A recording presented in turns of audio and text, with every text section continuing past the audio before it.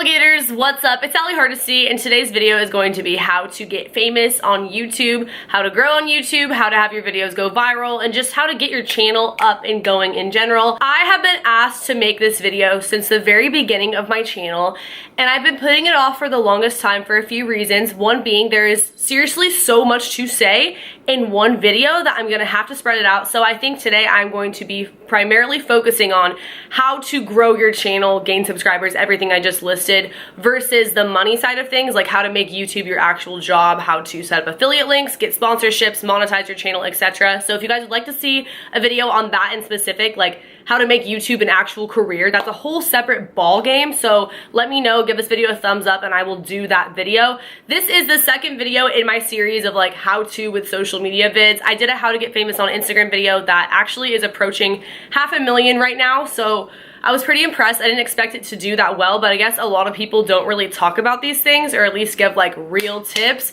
And I'm gonna admit, a lot of this is luck, but obviously it's not all luck. Like YouTubers who have gotten to the place that they're at, they got there for a reason, like they put in work. We do have control over a lot of the things that get us to go viral and grow and gaining subscribers, etc. So I'm gonna give you all my tips and tricks for what I do know and what I truly think can help you and your channel if you are making a channel or you are in the process of trying to grow the one you already have. So first things first, when you start your channel, I think you should have a reason why, something that keeps you motivated, because it doesn't happen overnight. Like you have to genuinely enjoy what you're doing, or else you're gonna get sick of it and you're gonna give up if you just expect to get famous overnight like that. These things can definitely help to speed up the process, but you just can't be disappointed right off the bat if you don't get 1 million hits on your very first video. So keep that in mind when you're getting started. You should know what you want other people to get out of your videos and what you want to get out of your videos. For example, when I started my channel, I wanted to document my life, help other people, and share my experiences. I'm pretty sure I've done that. Like, I feel very, very accomplished in that sense, and that is what matters to me.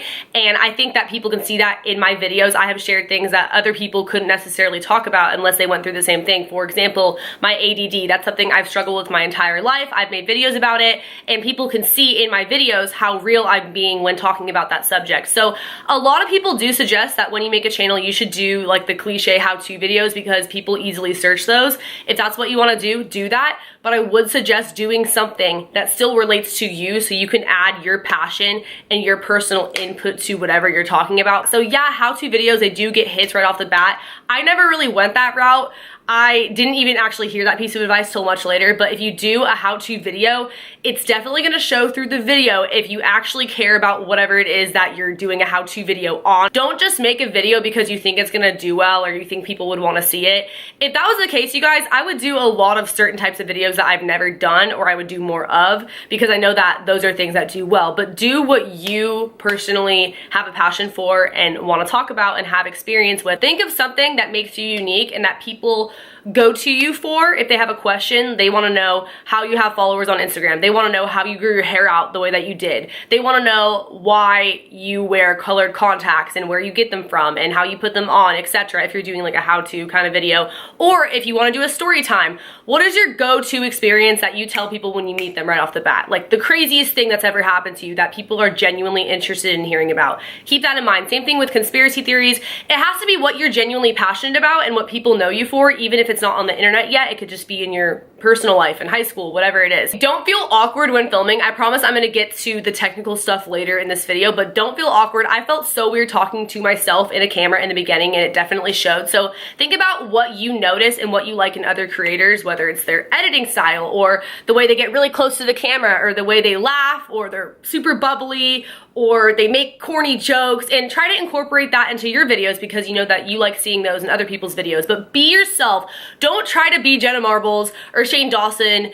Don't try to replicate someone else's content, because that's also gonna show if it's not genuinely your personality. So be yourself, let it shine through your videos. It's okay to mess up. If you mess up really bad, you can easily edit it out, or you can just leave it in and it'll be funny. So have fun with it.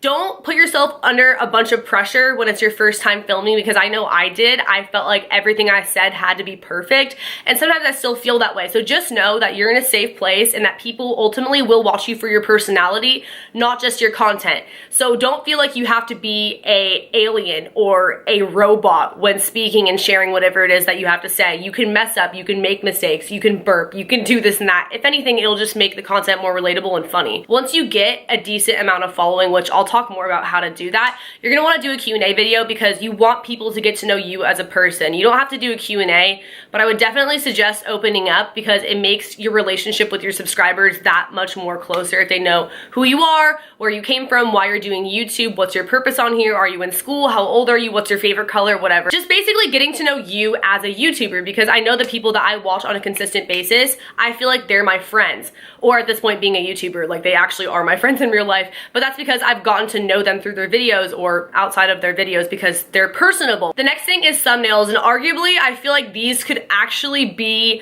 more important than titles a lot of the time. I use PicMonkey. Pretty much every YouTuber uses PicMonkey. I use the free version. You can pay for the other thing if you want to, but I've never used it. I've never found it to be necessary, and you can just either screenshot the video or take a picture and then go on there, add emojis, edit it however you'd like to.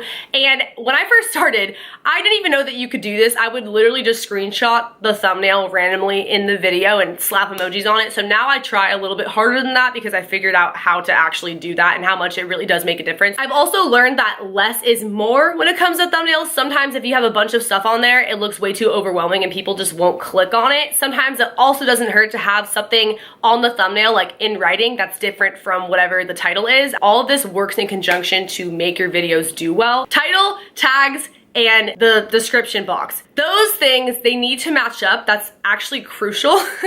I learned this not even that long ago, and it has made a huge difference in my channel, in my videos, in my ratings, etc. So if you've noticed, a lot of the time YouTubers, they will put in the first sentence of their description box something having to do with the title. For example, this video is about how to get famous on YouTube. In their title, how to get famous on YouTube. And then their tags. One of the tags will be how to get famous on YouTube, because when it's in all different 3 places, when you search how to get famous on YouTube, your video will most likely be one of the first ones to pop up because it makes it that much more relevant. That's why you'll see a lot of repetitive tags and description boxes and titles, because it just makes it get up there when you search it that much easier. Also, Google keywords. I just started utilizing this. Like, to be honest, I could probably do a better job with it still, but if you go to a website called Google Keywords, you type in whatever it is that your video is about. For example, I did a video about how to get famous on Instagram. Type in Instagram.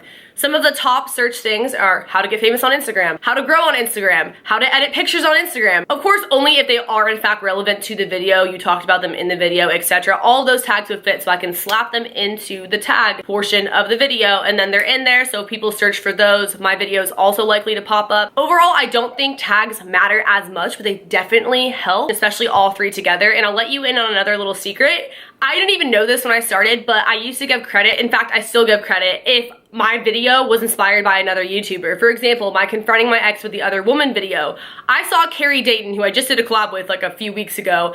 I saw her post a video with basically the same title. Obviously, I didn't steal her idea, like the same similar situation happened to me and I made a storytime video about it, but her video inspired me to tell my story. So in the description box, I put this video was inspired by Carrie Dayton, and she ended up seeing it. And I think if anything, it might have gained some traffic because people found it from her video, like it was on the sidebar or on the sidebar when people are watching other videos on her channel. It just popped up kind of because another YouTuber's name was stated in the description. Don't do that unless the video actually has to do with them or they really did inspire you, because that's just kind of like a way to use their name to get fame and things like that. But if you actually talked about them in the video, you actually were inspired by whatever video they made, you can totally do that. It's totally fine. As well as it's just really nice and kind of like common courtesy to give someone credits if their video did inspire you. Like, I've had people do that and I think it's so sweet. I don't get mad that my name was used in it. Like, I think it's awesome. They gave me credit, and that's like what people deserve, is credit. Auto descriptions, auto tags, etc. Again, you can go over to Google Keywords and search your name, like your channel name, Ali Hardesty,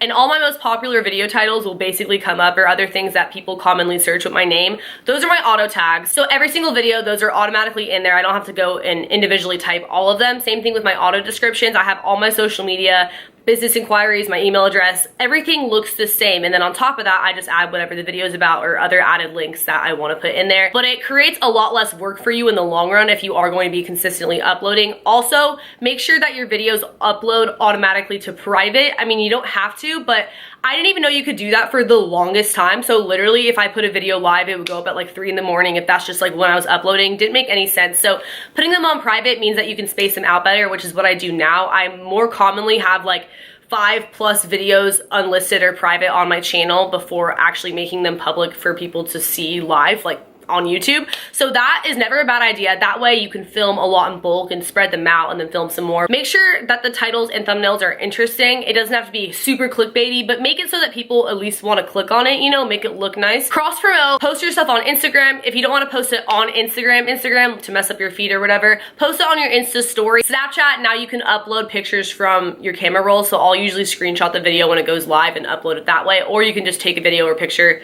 straight from your laptop or something to indicate that it's now live, the video, when you post it, because that way you get more views. Obviously, share it to Twitter. That really does make a difference, especially in the beginning if you don't really have like an active fan base. Your friends and family might still check it out, so you'll still get some views, some feedback, and some subscribers from that. And then the more you grow, people are probably going to follow your social medias from YouTube. Make sure that you're shouting out your social medias in your YouTube videos and in your description boxes like I already talked about, because those people will go over to Twitter, etc. And then if they don't have your notifications on, or if they don't really come back and actively check your channel, when you post it on your other social medias that they're following, they'll come back and they'll watch your video. So basically, cross promotion is very, very important. It definitely helps to get your videos out there, get more views, and just get more subscribers, and people who maybe were following you on one thing but not the other, they'll go over and follow you on there as well. So it's pretty self-explanatory. Collabing and networking with other YouTubers. So there is a right and a wrong way to do this. One, don't collab with people because you want their subscribers. That is so offensive. People will seriously hate you over that. It's called social climbing. Also, make friends with people first. Don't just try to collab with someone right off the bat. I have made some of the best friends ever through YouTube. Like, it's one of the most amazing